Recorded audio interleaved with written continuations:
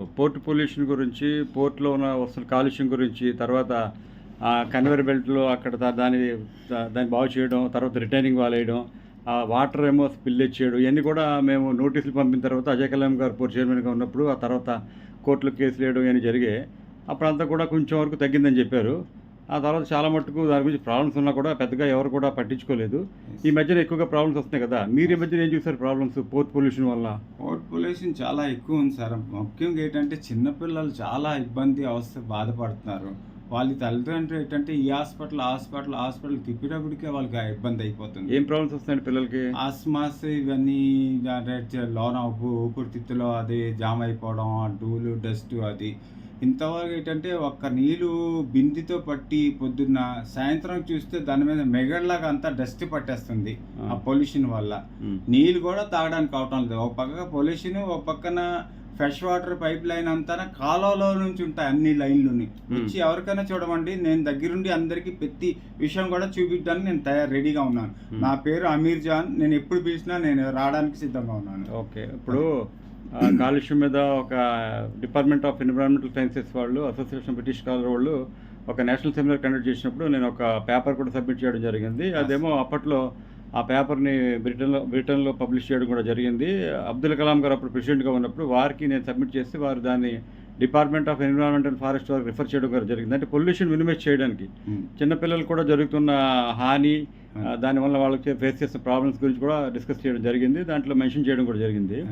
అయితే ఈ ప్రాబ్లం ఇన్ని సంవత్సరాలుగా ఉంటుంది కదా, మరి రాజకీయ పరిష్కారం కానీ, మీరు పొలిటికల్ లీడర్ల దగ్గర కానీ, లేకపోతే అథారిటీస్ దగ్గర కానీ ఎవరైనా వెళ్ళడం కానీ ఏమైనా జరిగిందా?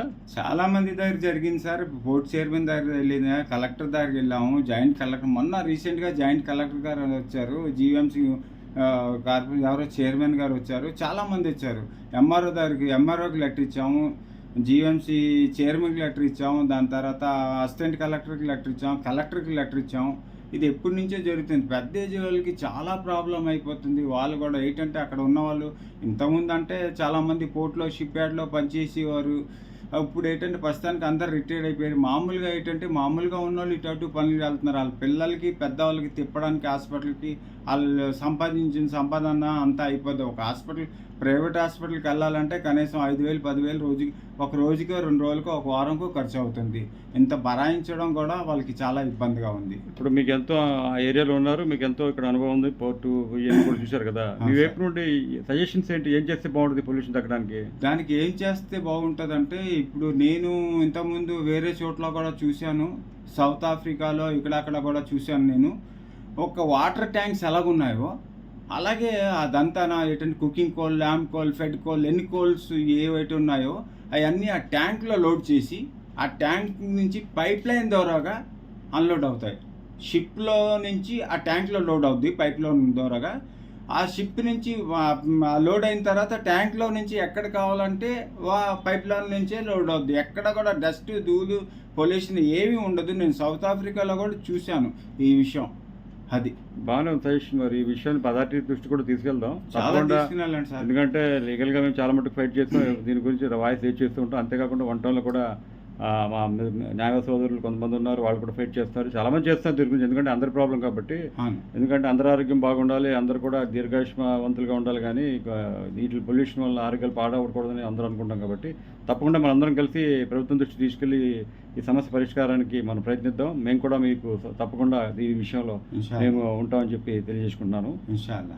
సజెషన్స్ కూడా బాగున్నాయి కాబట్టి, ఎందుకంటే మనకి సమస్య పెంచుకోవడం, లేకపోతే దీనివల్ల మైలేజ్ తీసుకోవడం, పొలిటికల్ మైలేజ్, మేమే రాజకీయాలకు లబ్ధి పొందాలంటే మాకు అవసరం లేదు. కానీ ప్రజలకు మంచి జరగాలి కాబట్టి దీని మీద తప్పకుండా మా వంతు ప్రయత్నం మేము చేసి అందరినీ కలుపుకొని వెళ్ళి మిగతా పెద్దలు కూడా కలిసి దీని మీద పరిష్కారం తీసుకెళ్దాం. తప్పకుండా పరిష్కారం కావాలి. ప్రభుత్వాన్ని మేము రిక్వెస్ట్ ఏంటంటే మీరు తప్పకుండా దృష్టి సారించాలి.